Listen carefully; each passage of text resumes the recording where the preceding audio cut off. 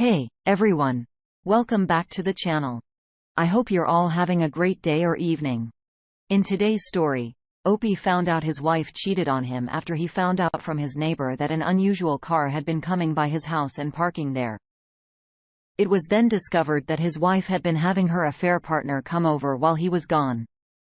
The affair partner was an ex-convict who just got out of prison and had dated Opie's wife in the past.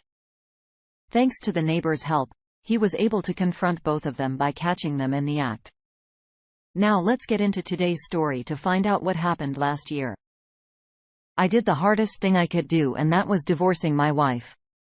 I can't understand why she broke up our family. So maybe I'm trying to gain that here.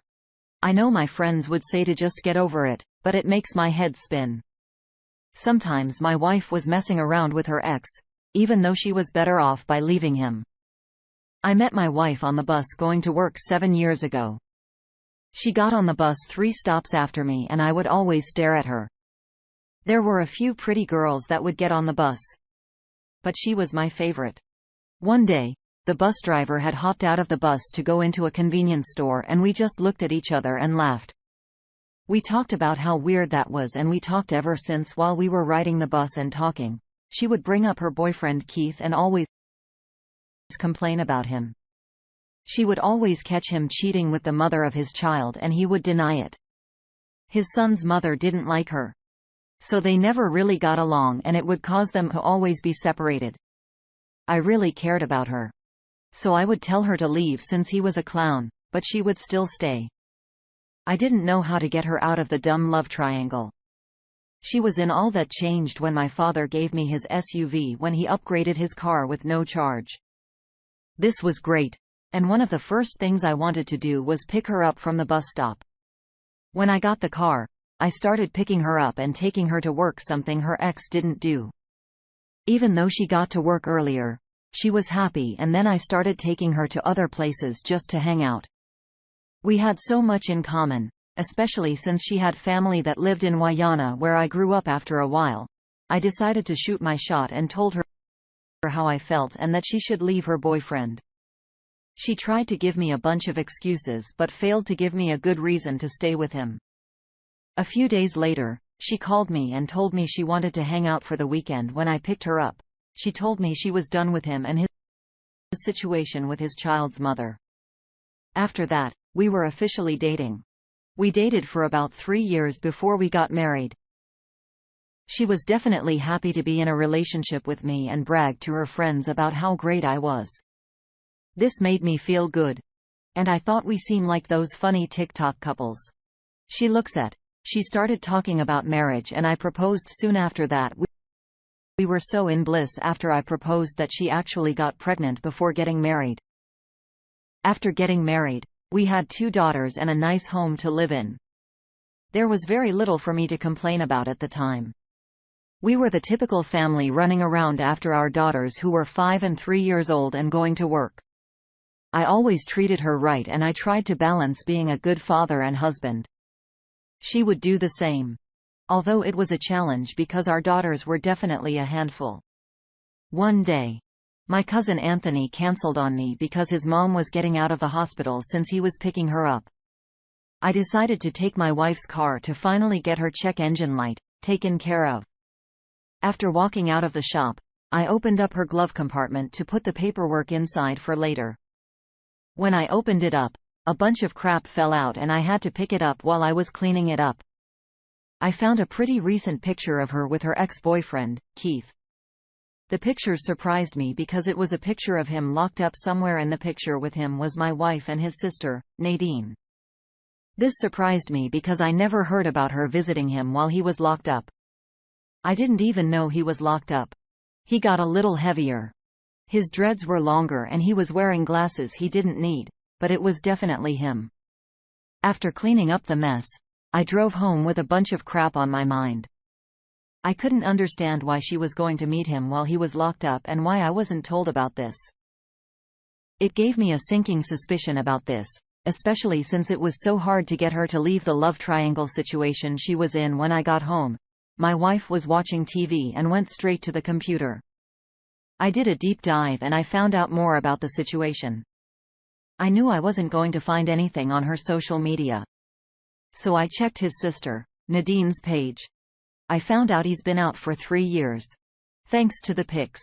Looking further through Nadine's friends, there were pictures of my wife with Keith and Nadine at a couple places and parties. Seeing this got me emotional, and I had to ask her about it and see what she had to say. I started up a conversation with my wife and I casually asked how she heard from Keith. She looked at me confused and said she hadn't heard from him. I couldn't believe she just lied to my face. I knew I couldn't trust her anymore when that happened. I started thinking about all the things I should have noticed that were going on. She was gone more often. She stayed up later on the phone and she avoided romantic gestures towards me after she lied. I started snooping for some answers to catch her slipping. I took on more responsibility with the kids so that she might use her free time to make a mistake around me. After a few days, she slipped up and told him I was going to be taking my kids to see my parents. After hanging out with my kids and my parents, I called the old lady who lives next door and asked if she saw somebody come over to my house. She said she did a while ago and it was the same car. It usually was. This surprised me because even our neighbor knew was coming over. Even though I didn't know everything yet, I still was mad because deep down I knew what was up when we got back. I asked her, did she have any friends over? And she said no, and that she just took a nap. This was BS. So I was really ready to leave her. That weekend, I made up an excuse to leave the house all day. I told her I was going to take my kids to their classmates' house to play and then I was going to see my cousin Anthony. She was fine with it. And when that Saturday came, I took the kids to the house and waited to hang out at a close restaurant. After hanging out for 3 hours, I called her and got no answer.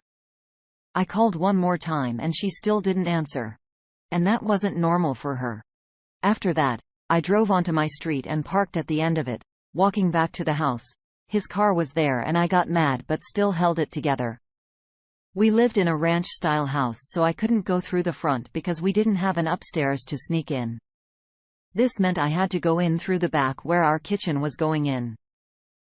And when I got to the living room, I could already hear them. Apparently they had left the bedroom door open. And when I looked inside, I was destroyed by seeing him screwing her in our bed. I just froze and I had to stop myself from being zoned out. After snapping back to reality, I went next door to see my neighbor.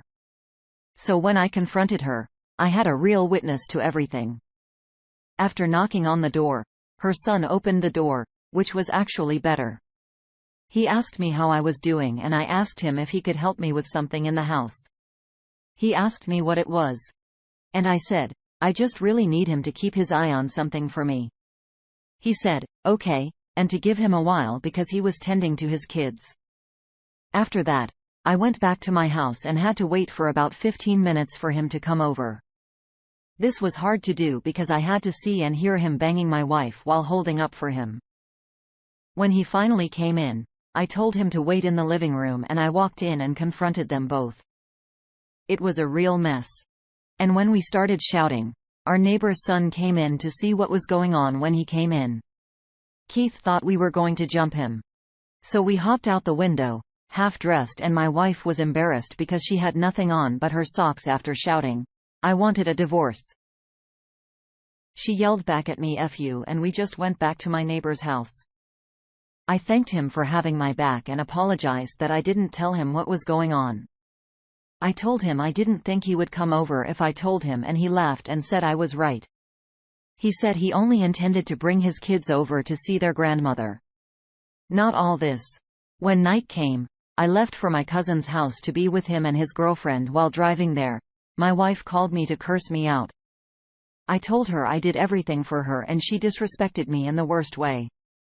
She had claimed it was my fault and I tricked her into marrying me and having kids when she wanted to work it out with Keith. I told her since she regretted having my kids, then she won't have to worry about them anymore. She tried to say that's not what she meant, but I hung up on her. She can say what she wants about me. She can even say she regret that's marrying me. But I won't allow her to disrespect my kids.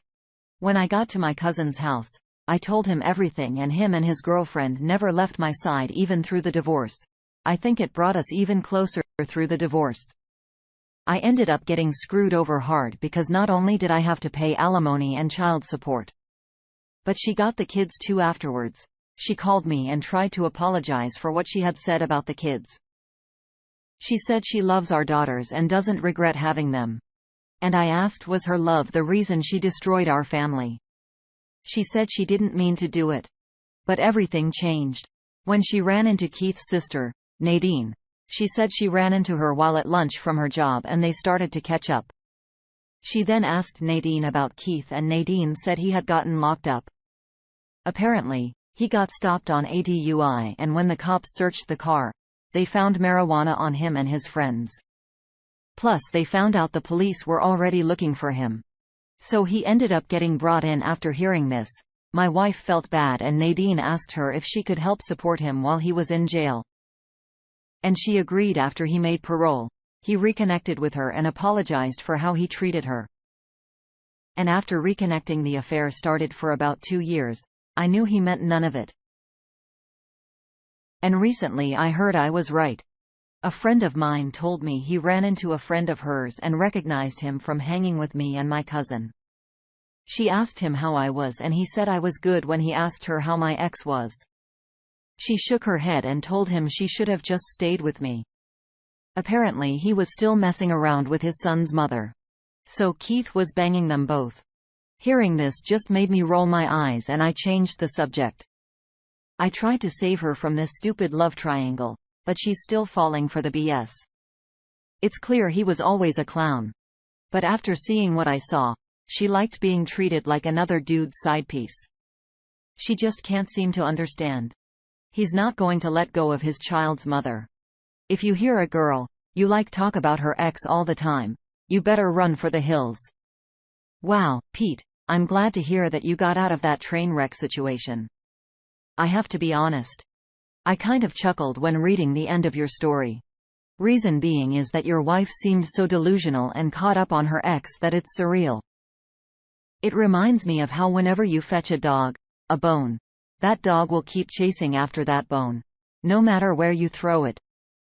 In this case, your wife is the dog and her ex is the bone. If I were you, I would DNA test your kids just to make sure they're yours. It's really unfortunate that the court screwed you over with the kids in alimony. The only thing you can do is try and make the best of it. I wish you all the best. Thanks for taking the time to listen to today's story. Don't forget to like and subscribe if you haven't already done so, and comment below on what your thoughts are on today's story. If there's a story you would like to share with me about your own situation or someone else's, then please do not hesitate to contact me. Take care, everyone.